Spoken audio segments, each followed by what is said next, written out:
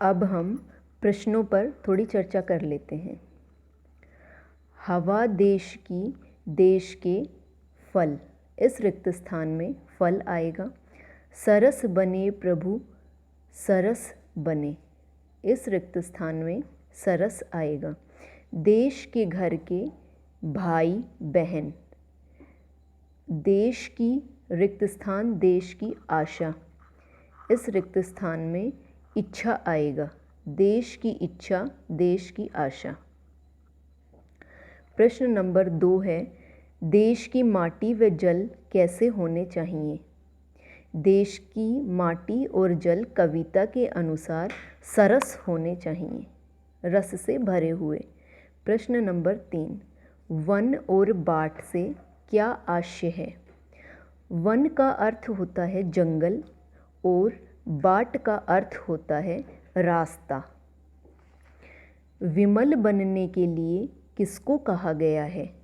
विमल बनने के लिए देश के तन और मन अर्थात सभी देशवासियों को विमल बनने के लिए कहा गया है। तन और मन का देश से क्या संबंध है?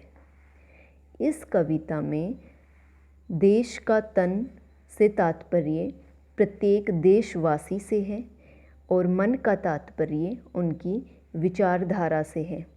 तो हम कह सकते हैं तन और मन का देश से गहरा संबंध है। किस किस के लिए एक बनने को कहा गया है? इस प्रश्न का उत्तर है देश की इच्छा, आशा, देश की हवा और देश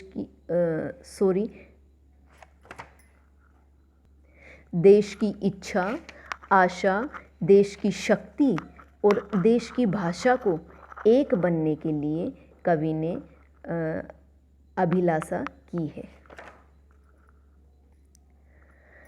अगला सवाल है, नीचे कुछ शब्द और उनके विपरीत अर्थ वाले शब्द दिए जा रहे हैं, उन्हें रेखा खींचकर मिलाएं। इधर ये जो शब्द हैं इनके ठीक जो विपरीत शब्द हैं, जिन्हें विलोम शब्द भी कहते हैं, उनसे इनका मिलान करना है। जैसे आशा, आशा का विपरीत अर्थ होता है निराशा, इसलिए हम इसे निराशा से मिलाएंगे। अगला शब्द है इच्छा। इच्छा किसी चीज़ की चाह होना, इच्छा होना, लालसा होना, और इच्छा का विपरीत होगा इच्छा ना होना अर्थात अनिच्छा। ये आशा को निराशा से मिला देंगे। अगला शब्द है शक्तिशाली अर्थात ताकतवर, और जो शक्तिशाली ना हो उसे क्या कहेंगे? कमज़ोर। शक्तिशाली का विपरीत या विलोम शब्द होगा कमज़ोर। अगला शब्द है देश। देश आपका देश, और देश का विपरीत विदेश, परदेश, दूसरा देश।